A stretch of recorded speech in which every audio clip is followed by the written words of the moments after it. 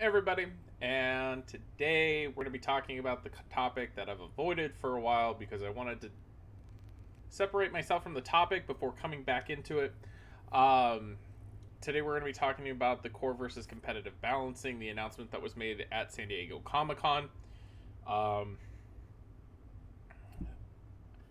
I disconnected myself from this topic and took some time off to not be so emotionally heated when I talked about it because I don't 100% agree with it, but I can say that I understand it and have some perspective on it now. Um, I'm going to talk a little bit about my background, talk about the announcement itself, and go from core to the competitive side of it, and then kind of do some final thoughts. Uh, my background, I am a casual core player from way back when. I've never competed at an event, never been to a LAN to compete. I've played sometimes on LAN, but never seriously for any money. I've started out as a uh, core player way back in the day. Did writing, did forums, got part of the Gears Community Online Network, GearsCon, which I ended up taking over a little bit later. And then I transitioned into competitive after that with casting and doing analyst work and now video content and other things like that. So I've kind of filled in a lot of the voids there. Uh, so I have a unique point of view from this because I've been on that core side of Gears of War. I've been there. It's where I started. Uh, the difference is that I've also transitioned in competitive, and I understand what makes a game better now that I've actually done that, or at least in my opinion, what I think makes a game better. The announcement was announced at San Diego Comic-Con via Rod Ferguson through a Periscope AMA. It ended up being a very big topic, ended up on the forums. It slipped under everybody's radar until the next morning, where I got hit up on Twitter by like 9 different people about the topic, and I went over it and started looking at it. And I wanted to... At first I was really heated because I didn't understand. And anytime that you see me after an emotional response, after something that makes absolutely no sense and is from left field comes out, you're just like, what is going on? And this topic kind of fell below the wayside because MLG Columbus happened and they announced $1 million tournament. But it's still a relevant topic. It's still something that's still in the forefront of what's going to be happening here in Gears in the next couple months. Really different kind of announcement. Pretty much said that there are going to be 2 different types of balancing sets, one for the core gamers and one for the competitive setting. We'll talk about the competitive in a minute, but for the core gamers, these are the people that never played multiplayer. Statistically, they usually stick to playing the campaign, playing the arcade mode, playing horde mode. They don't ever step in to play it. We did an interview with GearsCon a couple years ago, or probably like 4 or 5 years ago, where there was a player in Australia that never played competitive game in their life, but they reached level 100 on horde mode. Just playing horde. They never played online, they never played with anybody else, but they reached the top of the leaderboards playing horde, which is awesome. You know, you want people to be playing your game. And you have to understand what the core people are. Not everybody has hundreds of hours to invest in the multiplayer. I work in retail for a full-time job right now. I know, I talk to people all the time. They have a couple of hours, they're looking for some good campaign storyline, some good fun. They're not looking to spend a ton of time on the multiplayer. They have kids, they have a life, they have full-time jobs. I understand it. I totally get that. They're not into the multiplayer, it's not their thing. They're buying the game for the storyline, and a majority of the people that play Gears of War love the storyline. They love the campaign. They love all of those things. Now, transitioning that is, yes, there's a core setting that people are expect. If they go in the multiplayer, they want it to feel like the campaign, where they ran up and they were like throwing down huge lancer crosses and the locusts were just dropping everywhere, or in the next game the swarm are just dropping, and then they get really close and they pull out their shotgun and they body them and they feel great and they want that experience. The problem is that that's not balanced. It's just we didn't transition anything from the single player to the multiplayer. There's not a lot of gap there. It's pretty close.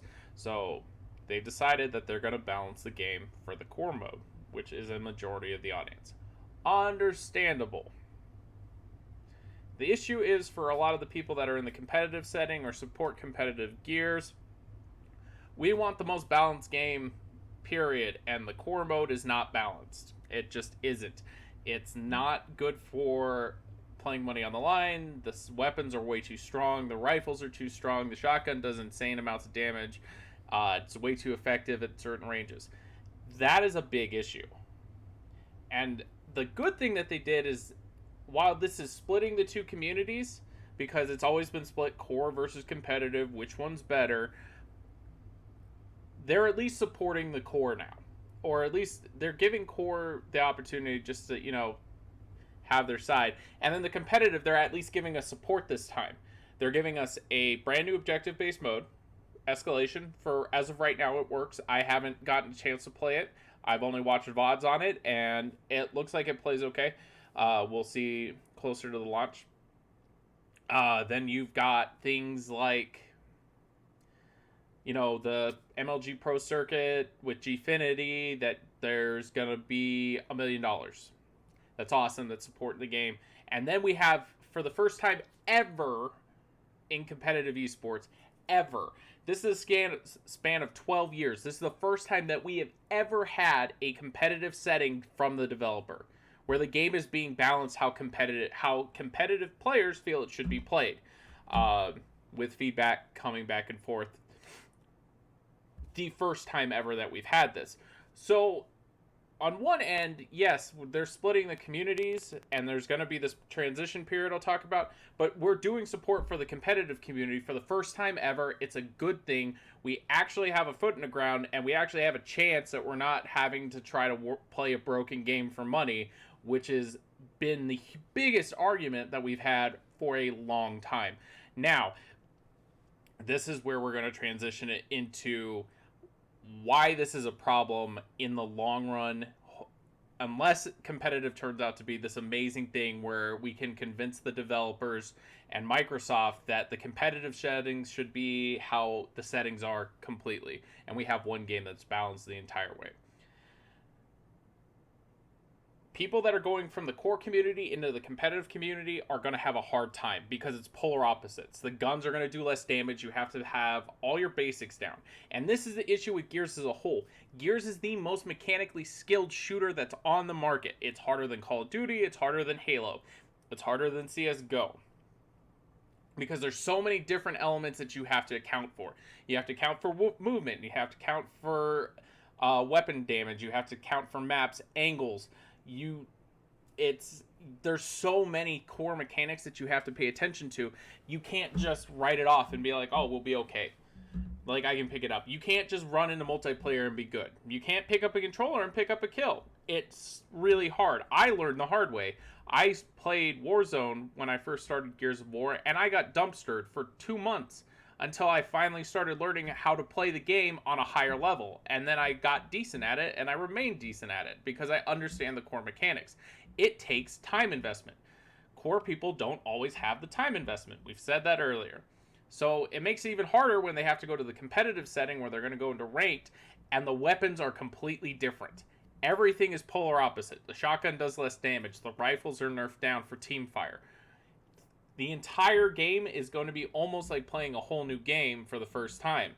Now, this is where the dependency on the competitive players, professionals, casters, analysts, coaches, the works, all of us start making content to ease the transition and explain things to players so that there is a less of a skill gap, so that we're closing it in, so that we make it easier transition into the competitive setting.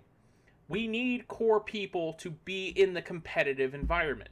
This is the biggest issue with Gears. The competitive environment, which I've said tons of times, we maybe are 1,000 people, maybe across the world, 1,000 people within the competitive community that are actually active. Maybe going to be a lot more. Maybe we reached about 2,500 with the announcement of the $1 million. Hopefully. But we are so small in the scheme of where esports is that we need new people. We need new people that are gonna be like the kids that came up from Gears 3 and now they're winning events. Those were the kids that were just starting out in Gears 3, and now Enemy, who's made up of Gilver, Lava, Mental, and Explosives, and Kenny, sorry, mentioned Gilbert twice there, 2 for 1. They're won an event. They just won MLG. And these are kids that are younger. We need more people like that come into the community, learn the game, get skilled, make the spot on their team, show up to a LAN event, and make a good performance. You got the guys that were on Vex that no one even expected to place top 8, and they placed top 6. We have to have more people coming in, and we have to make the transition period easier. Now, with that being said, that relies on all the veterans within the community to actually step up their game. We can't just be like, prove it, show up on LAN. We need to make videos, we need to make content, we need to make tutorials, and all this other information. We have to step up our game if we want the game to grow, because we need these people who are coming from the casual audience to hop into the competitive audience and grow the game. That's the core problem here with splitting the communities. They're not playing the same game. It's 2 different worlds, and then we have to teach them and mold them and make them work within a competitive environment. Now, that is going to be hard. And that's why I dislike the setting the most, because there's a difference of where the games are at. It's not like you pick up one game and it's the same game. There's 2 different settings, there's 2 different environments, and you're going to side with one side of the community or the other. It just doesn't work like you're going to play both sides. I've been on both sides, and I honestly like competitive better now. It's a higher skill cap ceiling. I like being challenged. Now, does that mean that I can't teach? No, but we have to look at this as a whole. Yes, we're getting a foothold, and this is probably the best B solution that we have. We all wanted A, but we got B, where, we at least got a competitive setting. And at the end of the day, hopefully it works and it ends up being the better setting and they just get rid of the other one completely. But that's a transition down the road. Now, with that being said, guys, I'll be back making more content here shortly. I am working on doing some video content, VOD reviews, and also a show with some other people within the community. Just to get more content going there. Please like and subscribe below, guys. And we will be back with more content here shortly. Thanks for supporting this channel, guys, and I hope to see you later.